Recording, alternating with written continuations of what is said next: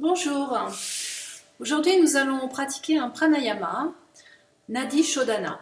Alors le pranayama c'est une maîtrise du souffle, prana c'est le souffle, l'énergie de vie, et pranayama c'est la respiration donc consciente, la maîtrise de ce souffle, respirer consciemment pour en bénéficier davantage. Donc il y a tout un tas de différents pranayamas. Celui qu'on va faire aujourd'hui, Nadi Shodhana, c'est la respiration alternée. Ça a des effets équilibrants, rééquilibrants. Ça va équilibrer tout un tas de choses. Je vous en parlerai au fur et à mesure de la pratique. Alors le pranayama, pour les personnes qui ne connaissent pas ou ne pratiquent pas, c'est quelque chose d'assez puissant. Ça peut provoquer parfois des petites sensations un peu bizarres quand on n'a pas l'habitude, et le fait de respirer consciemment, de porter la conscience à un endroit particulier ou sur une action particulière décuple l'énergie. Donc si par moment voilà, vous avez l'impression peut-être que la tête tourne un peu ou des sensations bizarres, ne vous inquiétez pas, c'est pas méchant. C'est un petit peu comme quand le moteur de la voiture se met à fumer, ben on attend que ça se passe, on soulève le capot éventuellement. Donc voilà, si vous avez parfois, peut-être pas aujourd'hui, mais sur d'autres respirations, quand vous pratiquez le yoga ou la respiration comme ça consciemment, ne vous inquiétez pas si parfois il y a des sensations un peu bizarres, des phénomènes particuliers, surtout quand on démarre. Prenez le temps simplement d'observer, de calmer le jeu un petit peu, de vous reposer, de vous asseoir ou de vous allonger s'il y a des choses un petit peu curieuses, et en général ça passe très rapidement. Donc pour le pranayama aujourd'hui, nous allons le pratiquer en posture assise. Donc vous vous installez confortablement, ça peut être assis au sol, on l'a vu sur des séances précédentes, un petit support, un coussin de méditation, un banc de méditation. Ça peut être aussi assis sur une chaise, sur un fauteuil. L'essentiel étant que votre dos reste aligné. Donc quand je dis aligné, c'est pas le dos raide, voilà, mais il faut simplement que le dos se redresse, c'est-à-dire le bassin en légère antéversion, sans creuser non plus trop au niveau des lombaires, ça fait pas mal, c'est simplement un redressement naturel.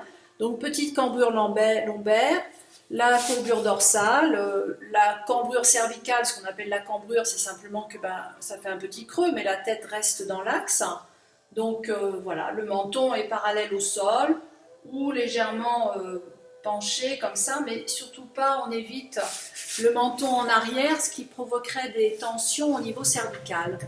Donc prenez le temps de vous installer. Si vous êtes contre un dossier, un fauteuil ou contre un mur, essayez là aussi quand même d'avoir peut-être placé un petit coussin ou des couvertures pliées sous les fesses pour redresser légèrement le buste, de façon à ce que votre buste reste quand même aussi aligné que possible, de la base du coccyx jusqu'au sommet de la tête, en imaginant donc cette colonne, votre colonne vertébrale, cette colonne d'énergie, où va circuler donc le souffle, l'énergie, où va la conscience, où va le souffle, va l'énergie. Donc on va essayer de fluidifier un petit peu cette énergie dans ce canal, dans cet axe, depuis la base de la colonne jusqu'au sommet de la tête. Donc voilà, vous vous installez, prenez conscience de votre posture, votre bassin, les ischions, qui sont donc ces petits os des fesses là, que vous sentez se déposer dans le sol ou sur le coussin. Les pieds sont soit plats au sol, soit les jambes au sol, allongées ou croisées. Là aussi, vous voyez, si les jambes croisées, ça tire un petit peu sur les genoux, assis en tailleur. N'hésitez pas à placer des coussins sous les genoux, de façon à les surélever un petit peu pour éviter là aussi toute tension. On essaie de se défaire un petit peu de toutes les tensions inutiles pour pouvoir se concentrer dans notre travail de respiration. Donc l'assise, les jambes, le bassin, on remonte la conscience le long de la colonne vertébrale comme une échelle qui se grandit vers le ciel, qui s'allonge, la nuque s'allonge, la tête se détache des épaules qui restent basses.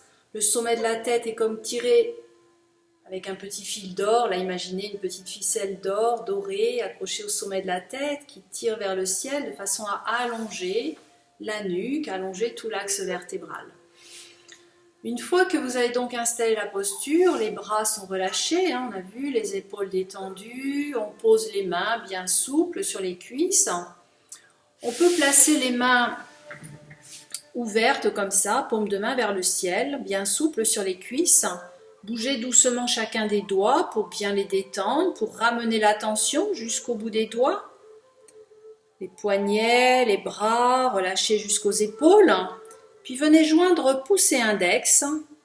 Les autres doigts sont relâchés ou tendus. Voyez ce qui vous convient. Donc, paume de main vers le ciel, les mains bien souples sur les cuisses, les bouts de doigts, pouce et index en contact, de façon à former des petits cercles, de façon à garder cette énergie qui circule déjà en vous, à l'intérieur de vous-même. Prenez conscience de cette posture, de vos respirations. À l'inspire, le souffle monte de la base de la colonne jusqu'au sommet de la tête, venant vous aligner, vous allonger. À l'expire, en maintenant la posture, relâchez dans les traits du visage. Laissez les lèvres se desserrer, s'ouvrir sur un joli sourire. Relâchez les yeux, relâchez les épaules. À chaque inspiration, le souffle monte à nouveau de la base de la colonne, vous grandit, vous allonge. À chaque expiration, vous relâchez davantage. Sentez les épaules qui s'ouvrent légèrement vers l'arrière, la poitrine qui se détend, le plexus solaire, le bas du dos qui se creuse légèrement sans forcer, aucune douleur dans les lombaires. Le buste est là, redressé naturellement, sans tension. Respirez calmement. Une fois que s'est installée la posture, stable et confortable, une fois que s'est installé le souffle, calme et régulier, on va venir poser le pouce de la main droite sur la narine droite. Index et majeur, les deux doigts du milieu au centre des sourcils. Le quatrième, l'annulaire sur la narine gauche. Et le petit doigt sous les narines va vous permettre de percevoir l'air frais qui pénètre à l'inspire par les deux narines, se rejoint au centre des sourcils et ressort du centre des sourcils vers les deux narines, plus tiède, plus chaud. Le petit doigt sert ainsi de baromètre du souffle. Quelques respirations, placez la conscience dans ce va-et-vient du souffle dans les narines. Les yeux peuvent se tourner vers le bout du nez ou peut-être même déjà se fermer. Observez ce va-et-vient du souffle dans vos narines, frais à l'inspire, plus tiède à l'expire. Puis on va boucher narine droite en appuyant bien le pouce et expirer par la narine gauche. Inspirez par la narine gauche. Débouchez à droite, bouchez à gauche et expirez par la narine droite. Inspirez à droite. Expirez à gauche.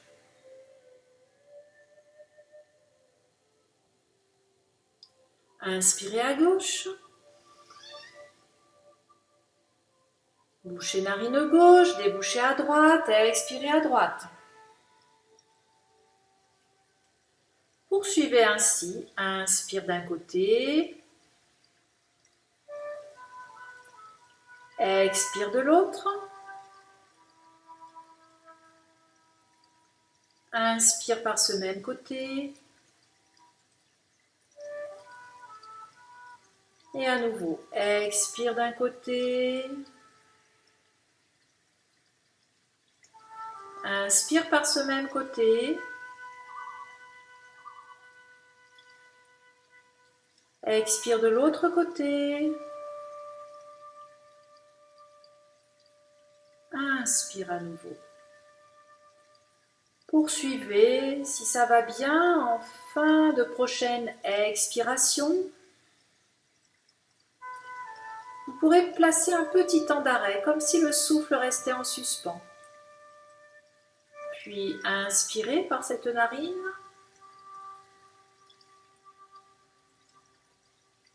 bouchez les deux narines pour garder le souffle, rétention pleine. 2 petits temps de rétention, poumon plein. Et expirez de l'autre côté.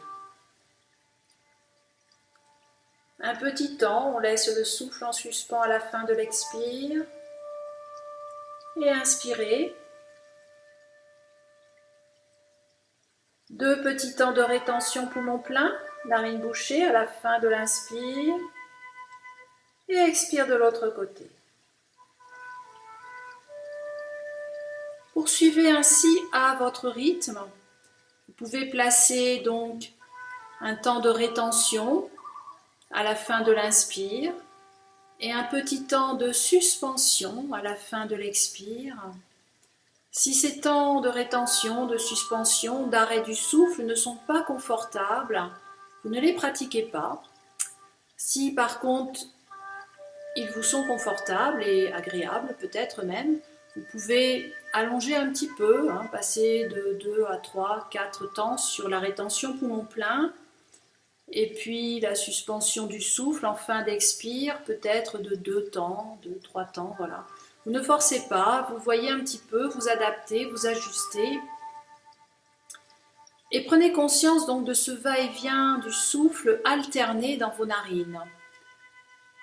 La narine gauche est reliée au cerveau droit. Visualisez ce cheminement quand vous êtes dans la narine gauche vers le cerveau droit, puis du cerveau droit vers la narine gauche, et inversement, de la narine droite vers le cerveau gauche, l'hémisphère gauche du cerveau, et de l'hémisphère gauche vers la narine droite.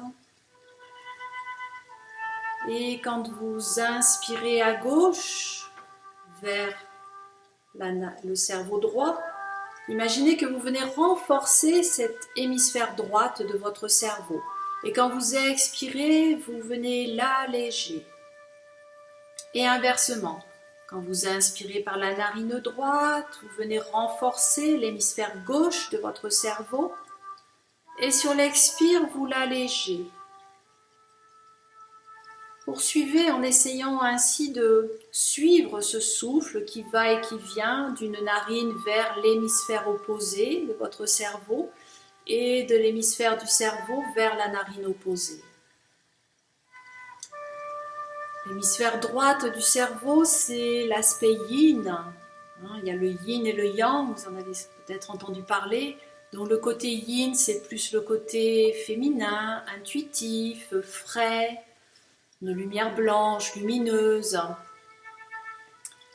L'hémisphère gauche, c'est l'aspect yang, donc plus masculin, plus fort, plus actif. Vous pouvez ainsi utiliser Nadi Shodhana quand vous aurez l'habitude de le pratiquer pour venir rééquilibrer ces deux aspects de nos personnalités, ces deux hémisphères, le côté droit, l'hémisphère droite qui est plus sur la féminité, sur la fraîcheur, sur l'intuition, sur le calme. L'hémisphère gauche qui est plus l'aspect yang, donc le côté plus masculin. Nous avons tous un côté féminin, un côté masculin, et c'est important de les équilibrer, de les rééquilibrer si nécessaire. Donc l'aspect yang, c'est plus l'activité, le côté solaire, la chaleur, ça peut être aussi la colère parfois. Ça peut être aussi s'exprimer, parfois s'exprimer mais en trouvant les mots justes.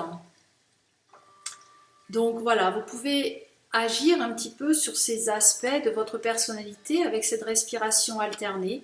Et si ça devient un petit peu pénible pour le bras droit, bien sûr, vous pouvez venir le reposer bien souple comme votre bras gauche et poursuivre mentalement. Vous pouvez, maintenant que vous avez pratiqué un petit moment, ressentir sans doute mentalement l'air qui circule plus d'un côté puis de l'autre. Poursuivre donc en expirant par une narine, puis en inspirant par cette même narine jusqu'au centre des sourcils. Puis expirer de l'autre côté et inspirer à nouveau jusqu'au centre des sourcils. Le fait d'avoir placé l'index et le majeur au centre des sourcils est venu placer l'attention aussi là, au niveau du troisième œil. Nous avons au centre des sourcils cet espace On appelle aussi le troisième œil, qui est un petit peu l'espace où va se développer notre intuition, notre point de connexion à notre intériorité, notre guide intérieur. C'est là, en venant se connecter à cet espace, au centre des sourcils, au troisième œil, qu'on va pouvoir aussi se connecter à notre intériorité, écouter notre sagesse intérieure. Quelquefois, on est un petit peu sollicité à droite, à gauche, les écrans, les mails, les coups de fil, les soucis, et on oublie de se connecter à soi-même. Quelquefois, on est un peu perdu aussi, on ne sait pas trop quelle décision prendre, quel choix prendre. Eh bien, venir se reconnecter au centre des sourcils va permettre de se reconnecter à cette petite voix intérieure qui parfois suffit à nous indiquer la décision, le chemin à suivre. Nadi Shodhana va donc rééquilibrer côté droit et côté gauche et nous reconnecter à notre centre pour écouter peut-être plus facilement, trouver plus facilement les réponses qui sont déjà à l'intérieur de nous-mêmes. Une fois que vous avez donc pratiqué Nadi Shodhana, peut-être encore virtuellement, laissez faire à présent le souffle, laissez un petit peu la conscience se placer dans vos narines, au centre des sourcils, pour observer et accueillir les sensations qui se présentent ici. Laissez venir peut-être des images, des couleurs,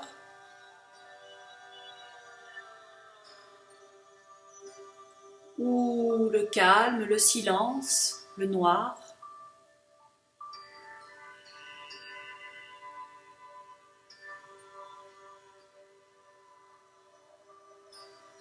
Laissez s'équilibrer, se rééquilibrer peu à peu, ce côté droit et ce côté gauche, l'hémisphère droite et l'hémisphère gauche du cerveau, l'aspect yin, l'aspect yang, le plus sombre, le plus clair, le plus frais, le plus chaud, le calme et l'activité. Puis après ce petit temps d'observation, d'accueil, vous pourrez laisser venir peut-être la conscience de cette posture où vous vous trouvez, de ce qui va suivre après votre pratique de pranayama. Pranayama est très agréable et très intéressant à pratiquer soit le matin au réveil, il va clarifier l'esprit pour vous permettre d'appréhender la journée avec plus de calme. Il est également très intéressant le soir. Personnellement, je le pratique le soir au coucher.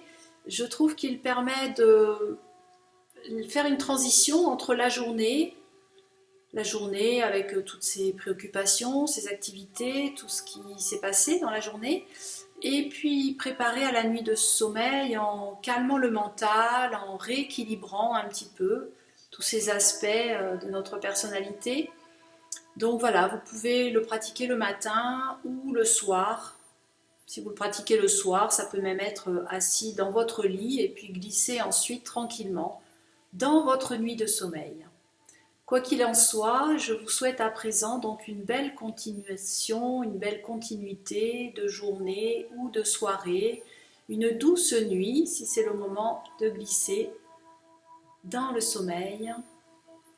Et donc, je vous laisse profiter encore de ce rééquilibrage, de cet aspect calme et singulier que prend à présent votre mental. Je vous souhaite tout le meilleur. À bientôt. Namasté.